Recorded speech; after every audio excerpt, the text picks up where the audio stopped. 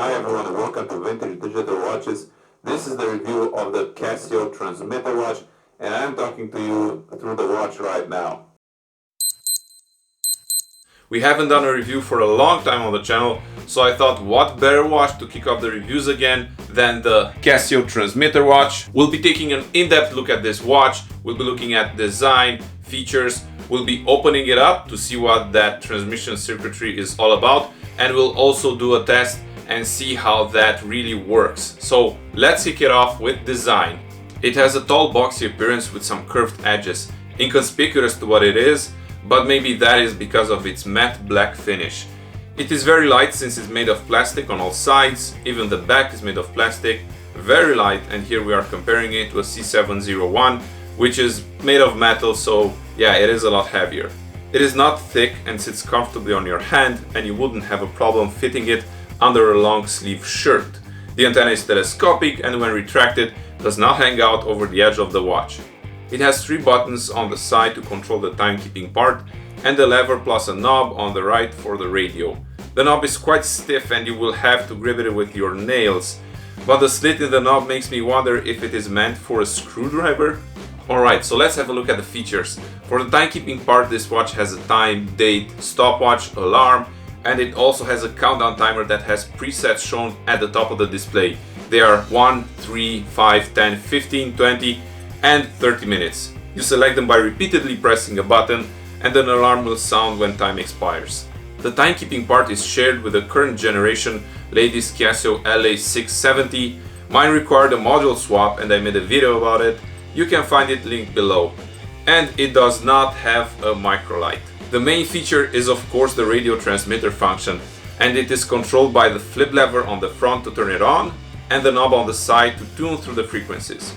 Although the fidelity isn't great, it does transmit sound to a radio, 60 meters according to the manual, if my translation is correct. And here I have done a test through a radio. Testing 1, 2, 3. This is me talking about 3 meters away from the boombox through the Casio Transmitter watch. This is me at 10 meters, and finally at 20 meters you can also hear me.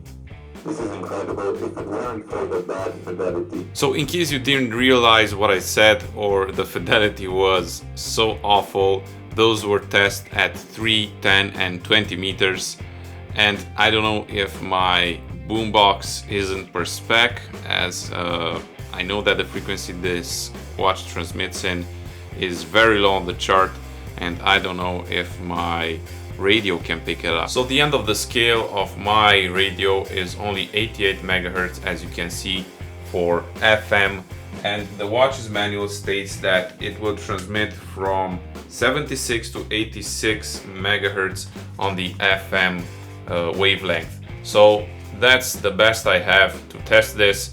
This is again something that makes me wonder if it wasn't only for the Japanese market. Maybe their radios had different ranges for what signals they could pick up, or this is just so you don't interfere with the range that is made for public radio. Now, any other details from the manual you'll be able to read only if you know Japanese, as the manual doesn't contain any other language. Apart from the numbers, it's only Japanese. This is a sign that this is a JDM watch, a Japanese domestic market, reason why it is so rare. And curiosity got the better of me, and I ended up taking it completely apart and was amazed by the construction of the radio part. Now I know that to make a radio transmitting circuit you don't need that many parts and are fairly simplistic, but just look at the horrible soldering job on these components. You can tell that they didn't invest a lot of manufacturing in this watch, in the radio part nor in the timekeeping part, which is from a mid-range or lower range watch. I am a little disappointed, especially by the way the radio part is put together. Alright, so now that we have a complete tour of the watch and its innards, it's time to give it grades for collectability, price and availability. So the watch doesn't really have anything going in for itself other than the fact that it has the radio function and the fact that it's hard to find. It's not famous or notorious in any way, but even with that, collectors are looking for these. We'll give it a 7 out of 10 for collectability. Price-wise, they are stupidly expensive. The asking prices are somewhere between $700 and $1,000, and Here I have to air out my opinion. And are they worth it? Absolutely not. There is no reason why you should pay that much money for a watch like this. And my reasoning is simple. Is it a technical breakthrough? No. Radio technology was pretty advanced in the 80s. Has it appeared on TV? No, not that I have found. Was it worn by a celebrity? No. Does it have impeccable construction like you would find in the Seiko TV watch or the Citizen voice memo? Absolutely not. We've seen the innards. Is it art? It's definitely not art. So as I said, the only thing that this watch has going for itself is the fact that it's rare, probably being a Japanese domestic market, and the fact that it has this James Bond-like feature of sending radio waves through the air. But that is not something amazing. I paid $400 for mine, and after doing this review, I do have to say that even at that price, it was overpriced. In my opinion, this watch should be priced somewhere around $150 to $250 tops. We'll give it a 1 out of 10 for price. This is the lowest score I could give a watch, simply because I don't think it's worth paying for that much. Availability wise, this watch is as rare as a 4-leaf clover. I got mine from Japan. I have seen some on eBay, but they were priced very, very high, and I believe one of them is still lingering on.